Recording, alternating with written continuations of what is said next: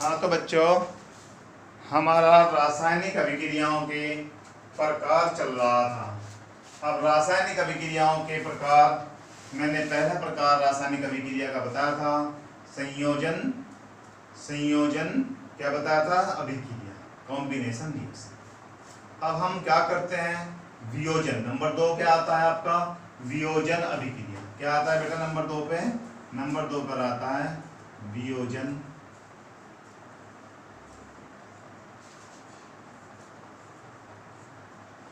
अभिक्रिया।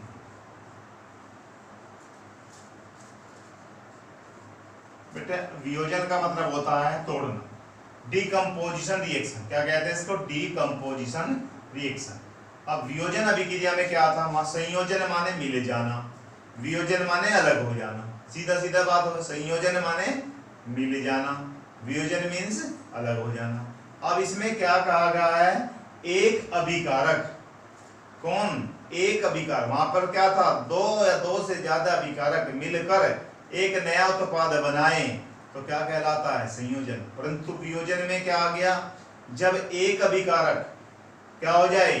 टूटकर, जब एक अभिकारक टूटकर दो या दो से अधिक उत्पाद में बदल जाए। यहां पर क्या हुआ?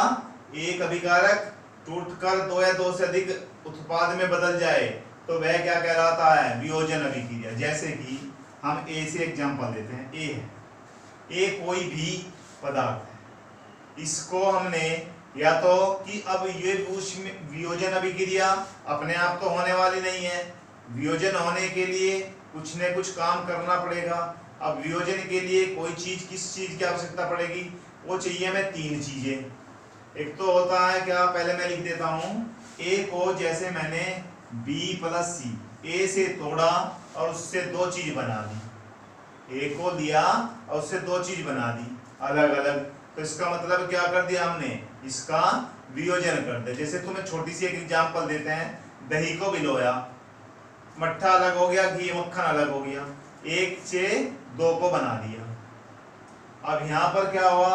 अभी हमने क्या करा? वियोजन में एक अभिकारक से 2 या 2 से अधिक उत्पाद बना दिया जाए तो क्या बन जाता? वियोजन अभिक्रिया। अब बेटा वियोजन अभिक्रिया होने के लिए, डिकम्पोजिशन रिएक्शन होने के लिए हमें कुछ न कुछ तो करना पड़ेगा, वह अपने आप नहीं होने का। हमें उसके लिए क्या करना पड़ेगा? या तो अब वियोजन होने के लिए 3 चीजों की आवश्यकता होती है। या तो उसमें नंबर 1, या तो उसे चाहिएगा क्या? ऊष्मीय वियोजन। क्या चाहिए होगा भाई? ऊष्मीय वियोजन। ऊष्मीय वियोजन का मतलब हो जाएगा कि उसे या तो ऊष्मा की आवश्यकता होगी, या तो उसे क्या होगा? ऊष्मा की आवश्यकता होगी। नंबर 2 आ जाएगा विद्युत। किसकी आवश्यकता होगी? तो वहां तो पहले तो ऊष्मा की ओर थी, अब क्या होगा? विद्युत। नंबर 2 क्या? विद्युत वियोजन।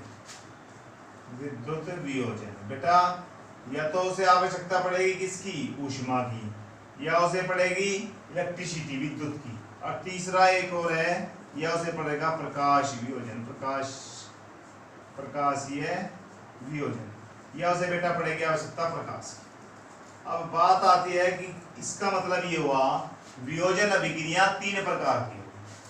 कौन सी हुई? ऊष्मीय वियोजन, फिर दूसरा हुआ विद्युत वियोजन, और तीसरे नंबर पर आया प्रकाशीय वियोजन।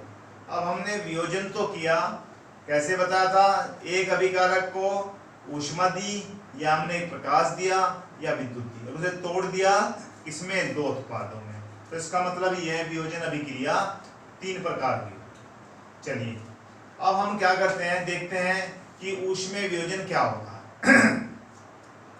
अब बेटा ऊष्मीय वियोजन क्या? अब ऊष्मीय कहने से ही आप समझ गए होंगे कि जब किसी अभिकारक को ऊष्मा देकर विघटित किया जाए, तोड़ा जाए, तब कौन सी अभिक्रिया होती है? वियोजन अभिक्रिया होती है।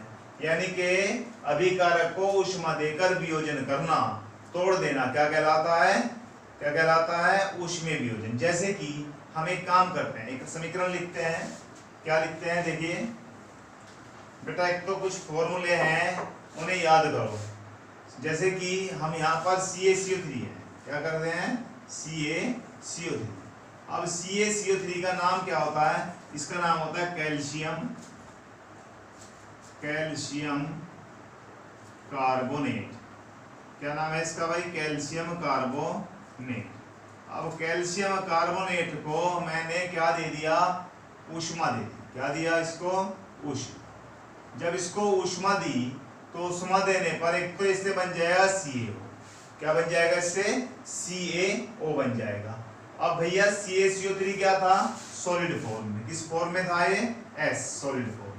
CaO ये भी सॉलिड बना। इसका नाम है कैल्शियम ऑक्साइड। क्या नाम है इसका? कैल्शियम। ये फॉर्मूले भाई याद कर लो। कैल्शियम, इनको सबको एक जगह लिख लो, कैल्शियम ऑक्साइड। अब हमने क्या करा? CaCO3 को गर्म करा। गर्म करने पर ये क्या बना? CaO calcium oxide. अब प्लस बना हमने क्या? दूसरी चीज बची CO2। CO2 गैस है। ये क्या है भाई? गैस है। इसे क्या लिखते हैं? Carbon dioxide. कौन सी गैस है? यो कार्बन डाइऑक्साइड। ये गैस बनी इससे कार्बन डाइऑक्साइड। यानी कि इसका मतलब CaCO3 कैल्शियम कार्बोनेट को जब हमने ऊष्मा दी तो ऊष्मा देने पर एक तो उससे क्या बन गया? कैल्शियम ऑक्साइड बन गया और एक बना CO2। समझ में आ गया? क्लियर हो गया ऊष्मा से क्या मतलब है? अब दूसरा आता है विद्युत वियोजन। वहां पर हमने ऊष्मा वियोजन था तो ऊष्मा देकर तोड़ दिया, नाम आया विद्युत वियोजन। जब विद्युत वियोजन आता है तो हमें क्या देनी पड़ेगी? विद्युत देनी पड़ेगी। और विद्युत देने के बाद एक विकारक को दो उत्पाद में तोड़ दिया जाएगा, तब क्या हो जाएगा? वो है विद्युत वियोजन। अब जैसे कि हम देखते हैं, कौन है? जल है। जल को अगर हम इलेक्ट्रिसिटी दी जाए, विद्युत वियोजन किया जाए, जल होता है बेटा H2O। क्या है? जल। जल को जब इनकी सबकी आपके उसमें में भी है क्रियाकलाप, विद्युत वियोजन किया जाए, विद्युत वियोजन, विद्युत दी जाए, तो विद्युत देने पर यह किस में बदल जाएगा? हाइड्रोजन में और ऑक्सीजन में बदल जाएगा। हमने संयोजन के लिए क्या करा था? हाइड्रोजन और ऑक्सीजन को मिलाया था। यहाँ पर हमने क्या किया? H2O क्या था? ये जल। जल माने लिक्विड था। क्या बन गया इससे? गैस। ये क्या बना? गैस। तो इसका मतलब क्या हो गया? H2 क्या बन गया? हाइड्रोजन। हाइड्रोजन। तो बेटा हाइड्रोजन, और ये क्या बना? ऑक्सीजन। ऑक्सीजन। तो यानी कि जल को विद्युत देकर हाइड्रोजन और ऑक्सीजन में तोड़ना वियोजन कौन सा होता है? विद्युत वियोजन। अब बचा हमारे पास एक और वियोजन बचा। वो वियोजन कौन सा है? प्रकाशीय वियोजन। अब प्रकाशीय वियोजन में क्या होता है बेटा? प्रकाशीय वियोजन। प्रकाशीय वियोजन। अब बेटा प्रकाशीय वियोजन क्या होता है? ऊष्मीय वाले में ऊष्मा की आवश्यकता पड़ी, विद्युत वाले में विद्युत की आवश्यकता पड़ी, इसमें प्रकाश की पड़ेगी। जब हम क्या करें? सूर्य के प्रकाश की उपस्थिति में, किसके प्रकाश की? सूर्य के प्रकाश की उपस्थिति में होने वाला वियोजन क्या कहलाता है भाई? प्रकाशीय वियोजन कहलाता है। जैसे कि हम एक पदार्थ लें AgCl। क्या ले लें? AgCl। AgCl होता है सिल्वर क्लोराइड। क्या होता है इसका नाम? Silver chloride. इसका नाम होता है बेटा सिल्वर क्लोराइड। सिल्वर क्लोराइड को इसे संतुलित नहीं है, क्या कर दिया जाए? सूर्य का प्रकाश दे दिया जाए। सूर्य का प्रकाश। जब हमने इसे सूर्य का प्रकाश दे दिया तो ये किस किस में टूट जाएगा? एक तो हमारा इससे क्या बन जाएगा? Ag, और एक क्या बन जाएगा? Chlorine Cl2। एक तो क्या बन जाएगा? Ag, और एक बन जाएगा Cl2। यानी कि ये हो गया सिल्वर और बेटा ये हो गया क्लोरीन। अब हमें इसे अगर बैलेंस करना हो तो यहाँ पर 2AgCl कर दूं तो यहाँ 2Ag आ जाएगा। अब 2Ag के इधर थे, 2 इधर थे, Cl के 2 है तो यहाँ भी 2 हो गए। तो इसका मतलब क्या हो गया? सिल्वर क्लोराइड या बेरियम क्लोराइड, इसी के दूसरा नाम है बेरियम क्लोराइड भी होता है। सूर्य के प्रकाश में रखा जाए तो सिल्वर अलग हो जाती है और क्लोरीन अलग हो जाती है। ये किस फॉर्म में होता है, AgCl सॉलिड की, ये भी किस में होता है, सॉलिड की, ये किस में होता है, गैस की।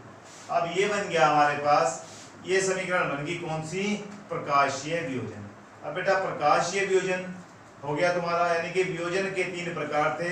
पहला प्रकार था कौन सा, ऊष्मीय वियोजन जिसमें ऊष्मा की आवश्यकता पड़ी, विद्युत वियोजन जिसमें विद्युत की आवश्यकता पड़ी, प्रकाशीय वियोजन जिसमें प्रकाश की आवश्यकता पड़ी।